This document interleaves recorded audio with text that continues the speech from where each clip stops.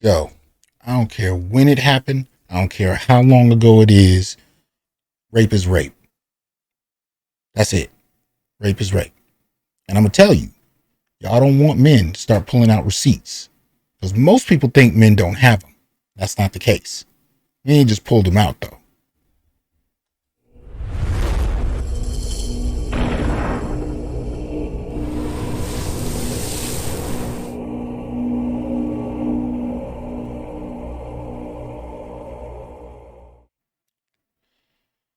What's good, y'all? Dr. T. Hasan Johnson back in here with your Onyx Report, daily Black Masculinist news.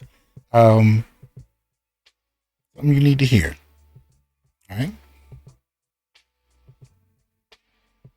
Is everybody telling everything? When I was about 15 years old, Miss Sarah used to suck my you know what. And Miss Sarah was a 70-something-year-old woman, but the thing that got me was, she made me do it. Cause back in my day, you could if you wouldn't told on grown folk here, you got a whipping. Anything they told you to do.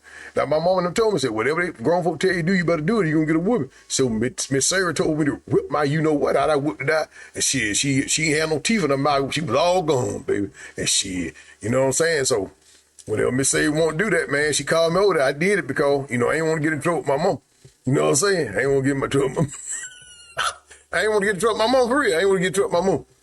My mama told me, said, when grown folk tell you something, she said, do it. So when I go there and Miss Sarah said, you know the drill, I had to pull it out. And Miss Sarah, you got there, put them gums on me, man. I usually be hollering. And Miss Sarah would be going crazy. And so, shit, that might have happened about 100, 200 or 300 times. You know what I'm saying? That one abused me, man. You know what I'm saying? Since everybody More Sarah. I don't want you guys to feel sorry for me, even though I was 15 and Miss Sarah was a 70-something-year-old woman when we used to have relations.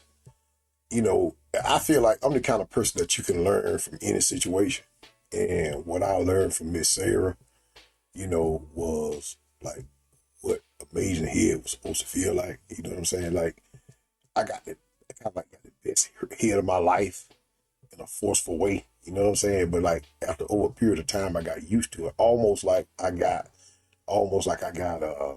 attached to Miss Sarah because it got to a point to where she didn't even have to send for me no more. I just went on over there. You know what I'm saying? So it was almost like I got attached to, you know what I'm saying, to my abuser in a sense. You know what I mean? And it got to a point where I just thought I used to put my hand on the back of Miss Sarah's head. Mm-hmm.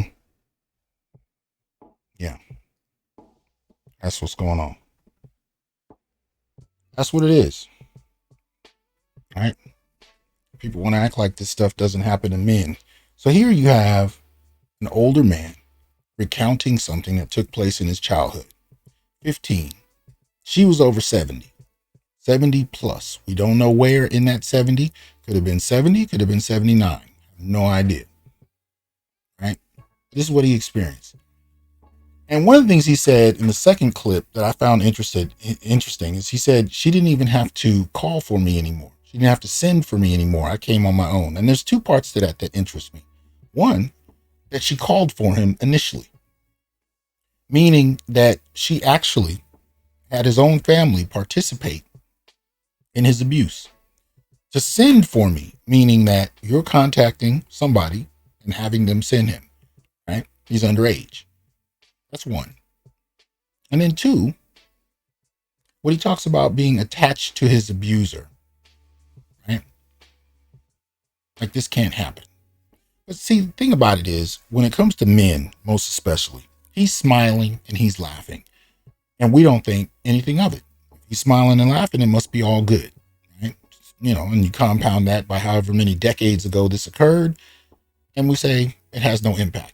And the reason we also say that it has no impact is when we think about abused victims of sexual abuse, we think about, commercials, television shows, or even movies where you have a woman crying in the tub in the shower and she's curled up in a fetal position and, maybe even a little blood at the bottom of the tub. And she's crying and emoting.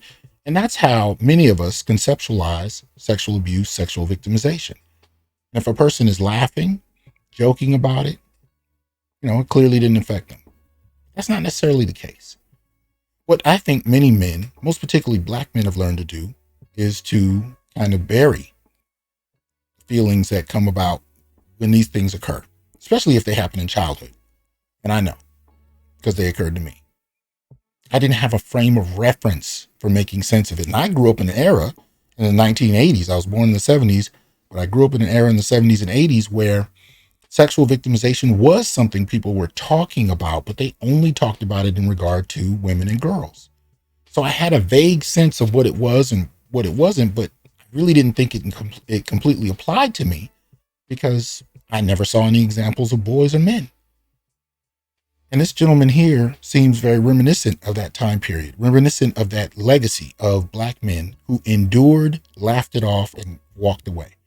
And the reality is, when you start to look at some of the reports coming out with psychologists that examine this, just because you're laughing and walking away doesn't mean there hasn't been trauma, especially in regard to the violation of one's innocence while still in childhood.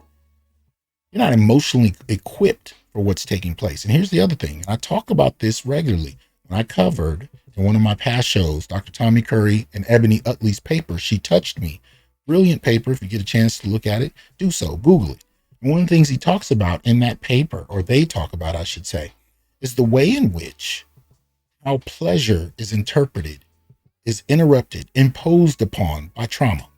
In other words, this gentleman here may have had the very kinetic definition of pleasure, the very kinetic definition of intimacy and sex, defined by an event that took place before he had the wherewithal to understand it, and definitely didn't have the authority to dismiss it. Especially if this is a trusted family friend or family member. Right? It was before he was ready to do it. Before he was more than likely prepared for what that actually means. You don't believe me? Think of it this way, fellas. If you're over 40, for example, if you're over 35, let's say 35, you're over 35 and you're dealing, and I do not at all advocate for this, but just for the sake of example, you're dealing with a 13, 14-year-old girl. Does she have the capacity to really deal with what you're bringing to her? Not just physically, but even mentally. Does she have it? Especially those of you who are fathers and you know what innocence looks like. You know what a 12, 13, 14-year-old girl actually acts like. Does she have the capacity, the maturity, the wherewithal to deal with a 35-plus-year-old man? No. Well, this is something else I've experienced. When you are a very young man, especially if you're underage, you are not prepared to deal with a grown woman. And I've seen this occur. 13-year-old boys, 35, 40-year-old women. At the end of the day, you are a child to her emotionally, even if physically you are capable of doing all that she wants you to do sexually. But you are not prepared to deal with her emotionally. And we've seen grown men be manipulated by women their own age, women younger than them. But you're going to tell me that a young boy can really handle what a grown 35-plus-year-old woman can do to him? What happens when you're 15 and she's 70 plus? So all I'm saying about this is straight up abuse. And all the laughing and the dismissal and, acting like trauma has no impact. Look, we're past that. Now, the other thing I want to talk about as far as this is concerned is receipts. Receipts. See, the Me Too movement opened a can of worms. And it was a can of worms that was not intended. It was only supposed to be, as far as some people were concerned, only for women. Now, he may have tolerated a few males, but they weren't necessarily carrying flags as far as the men that came forth. Many of those men got laughed at, dismissed, or they just didn't get any attention. And it remained the purview of women, especially dealing with powerful men. But when you hear stories like this and you read papers like She Touched Me, what it should reveal to you is that can of worms is actually very full of stories that have not been told by men. And men as old as this. Trusted family members, trusted community figures, trusted church figures, trusted politicians and leaders, teachers, counselors, you name it. All of them can have their legacies tarnished by the real world facts of what they've actually done to men and boys. Now, I encourage men to speak and come forward with their experiences. I'm not necessarily interested in destroying reputations. And if somebody should go to jail, especially if the crime is more than egregious, I don't have a problem with it. But at the end of the day, my focus on this is not about retribution. It's about articulating the truths of what sexual victimization does to people. And the reason I'm on that is because I'm tired of seeing generations of young boys grow up with it, acting like it didn't happen, and whatever trauma comes about, ignoring it, which is kind of like breaking your leg and trying to run a marathon and pretend like it doesn't hurt. And after a while, you can convince yourself that it doesn't, but it doesn't change the fact that you are running on a broken leg. And when it finally snaps, when it finally comes to the fore, it can be outward and violent. It can be inward and self-collapsing. And it can seem like nothing. You find yourself depressed, don't know why. Find yourself punching walls, have no idea why. Find yourself abusing people around you and don't know why.